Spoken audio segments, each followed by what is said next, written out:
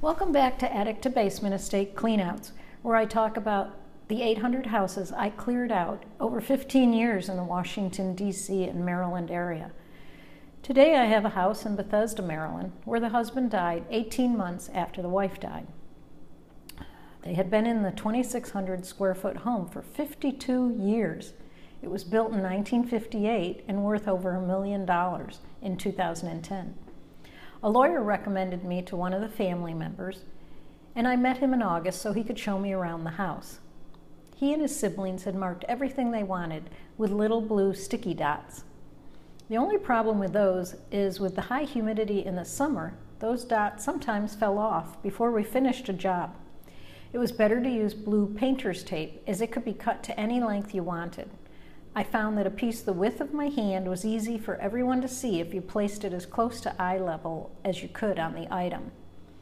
But don't put it on anything painted or gilded, as when you take the tape off, the paint may come off. Some of the man's papers were going to the University of Chicago, and some were boxed up to go to the National Institute of Health's archivist. The family took care of getting them there.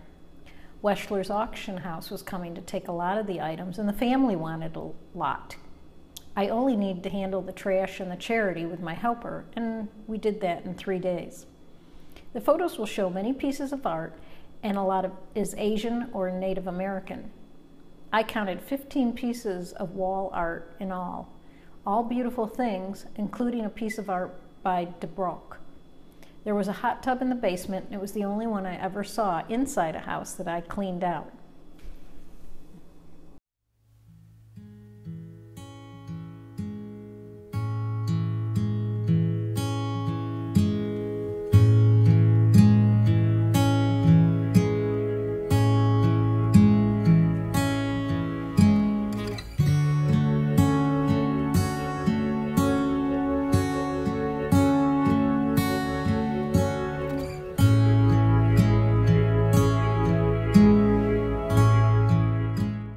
The next house was in Silver Spring, Maryland, not far from my house.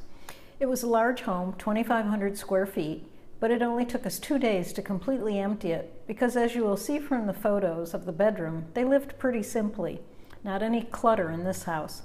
Here was another bedroom set I had loved and had seen at an earlier house. The photos of the different pieces I hope to show you why I thought it was special.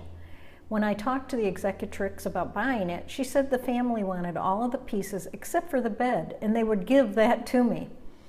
It has a few pieces of veneer missing off the side rail of the bed, but with the right blankets or bedspread, you don't see that most of the time.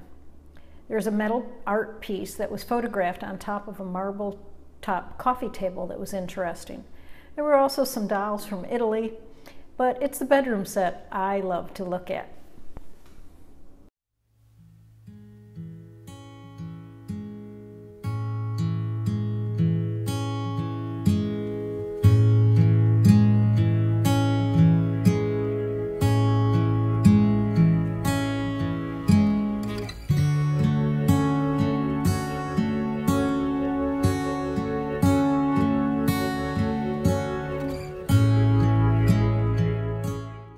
The next house was in Darnestown, Maryland, and I thought it had a terrific view from the backyard.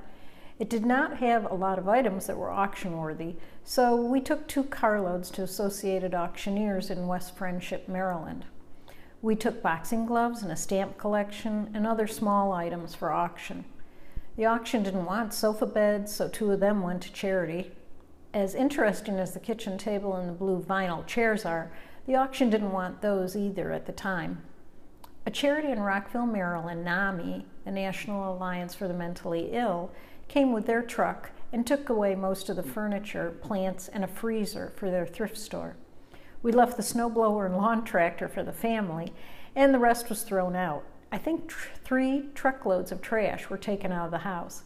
I've marked in my file that some of the chairs had stains on them and had to be thrown out. This house took 6 days to finish.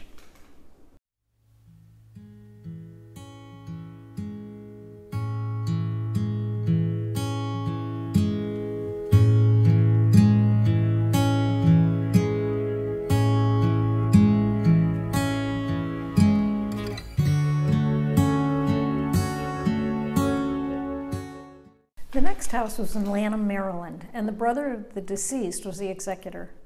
Besides a baby grand Baldwin piano and a metal leaf tree in the living room, there was a concrete fountain outside.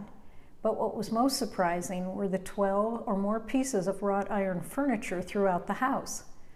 Here are the photos of the wrought iron, but the rest can be seen at Facebook page 800 Houses, 800 Jobs. Enjoy the photos and see you next time.